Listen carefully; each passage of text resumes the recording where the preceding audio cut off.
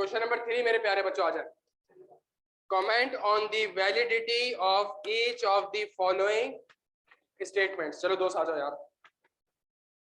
Inherent risk can be lowered by a strong control environment and the oversight by the entity. True or false?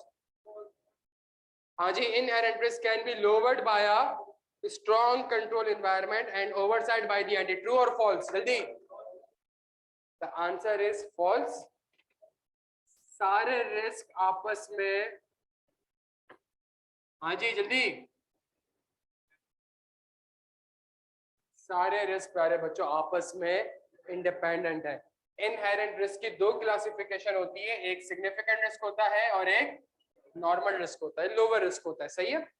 अगर किसी risk में estimates involve है, fraud है, RP है, outside the normal course of business है, complex transaction है, तो वो बाय नेचर इनहेरेंट रिस्क है.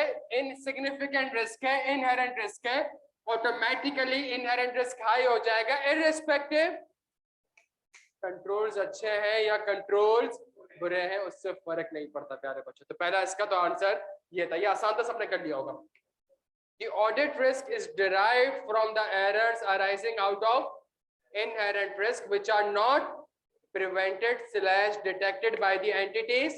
The audit risk, सुनिएगा, इस इक्वेशन में सारे आंसर थे. The audit risk is derived from the error arising out of the inherent risk which are not prevented or detected by the entities. Internal control मैं कहूँगा नहीं. The audit risk is derived from inherent risk multiply by control risk multiply by detection risk. The audit risk is derived from inherent risk multiply by control risk multiply by detection risk. Detection risk can be lowered by carrying out more.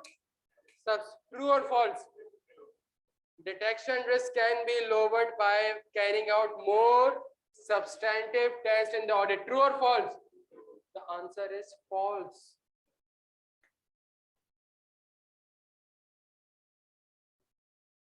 The answer is false. False. क्यों? हाँ? Sufficient appropriate audit evidence obtain करने का एक तरीका है substantive procedures. इसके अंदर test of details आते हैं और सब्सटेंटिव एनालिटिकल दूसरा जो तरीका है प्यारे बच्चों वो टेस्ट ऑफ कंट्रोल्स है. इस सवाल का आंसर आइजा 315 से नहीं था, इस सवाल का आंसर आइजा 530 सैंपलिंग से था. और सैंपलिंग के स्टैंडर्ड में sample size test of control के सैंपल साइज पे लिखा हुआ है जितना ज्यादा आप कंट्रोल से sufficient appropriate audit evidence obtain करना चाहते हैं उतना ज्यादा आपको टेस्ट ऑफ कंट्रोल्स करने पड़ेंगे in order to reduce the detection risk. पहला सवाल सबने का 315 से, उसके अंदर गोइंग कंसर्न भी था. और इस सवाल के अंदर प्यारे बच्चों सिर्फ मेरी बात सुने ना यार, कॉमन सेंस वाली बात है. क्या सफिशिएंट, अगर मैं कहता हूं मेरा डिटेक्शन, अगर मैं कहता हूं मेरा ऑडिट रिस्क बहुत ज्यादा है, तो क्या इसको कम करने के लिए सिर्फ मेरे पास ये है तो ये क्या आम लेने आया? तो आप सवाल तो पढ़े, सवाल में क्या क्या रहा है? डिटेक्ट ऑडिट रिस्क बढ़ जाएगा. Higher inherent risk leads to the consequently it increases overall audit risk. आप कहेंगे the answer is partially correct. जब मेरा इनहेरेंट रिस्क बढ़ेगा तो मेरा ऑडिट रिस्क बढ़ेगा और उस ऑडिट रिस्क को एक्सेप्टेबली लो लेवल पे लाने के लिए मुझे डिटेक्शन रिस्क को क्या करना पड़ेगा? कम करना पड़ेगा. और वो कैसे कम होगा? By performing the extensive substantive procedures and test of control. At an audit client inherent risk has been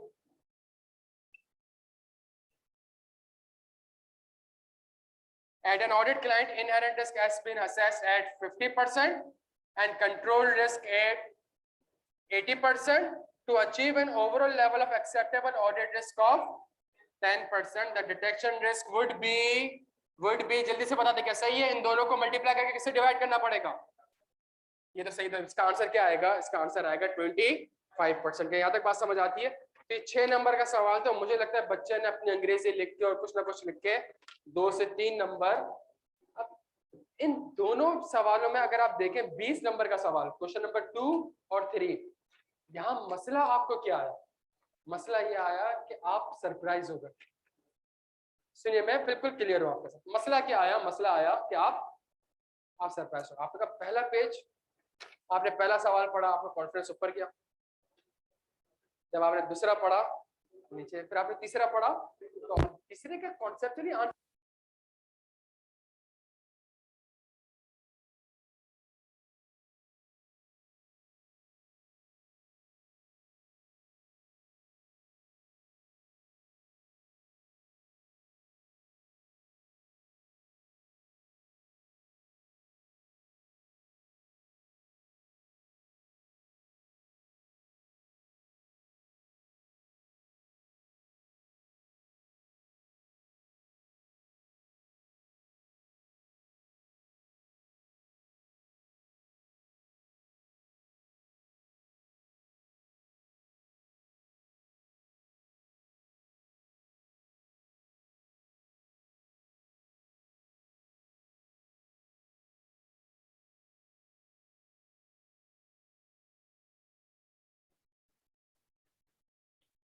आसान है। आपको क्या लगता है पहला सवाल जो कि 28 नंबर, पहला पेज जो कि 28 नंबर का था, कितना आए होंगे आपके हाथ में? हाँ जी, 15-16 आ गए होंगे आप। तुम्हारे 14 में से कितना मार्क्स थे? 7 आ जाएंगे तुम्हारे, सही है। तो आपको लगता है कि यार पहला जो पेज था पूरा 28 नंबर का, इसमें से आपके 10-15 मार्क्स ऐसे ही, सबका ऐसा ही है, 8-9 मार्क्स आएंगे ज्यादा। इनमें अभी बाकी 75 में से हमें 40 मार्क्स चाहिए, नहीं 72 में से 40 मार्क्स एवरेज लेके मैं चलता हूँ। अब आप सोचे कितना मुश्किल हो जाएगा आपके लिए कि 72 में से आपको कितने मार्क्स चाहिए? 41। इसका मतलब क्या है? एक टॉपिक भी अगर आपका अच्छा नहीं बना प्यारे बच्चे, आपका पेपर लेट हो गई, बिकॉज फिर 72 में से 40 मार्क्स सिक्योर करना मुश्किल हो जाएगा, एक टॉपिक भी। और जैसे ही मैं मार्क्स सिक्योर करने जाता हूँ अगले पेज पे, तो मेरे पास 13 नंबर का सवाल आ जाता है कोड ऑफ एथिक्स का। अब्दुल रहीम साहब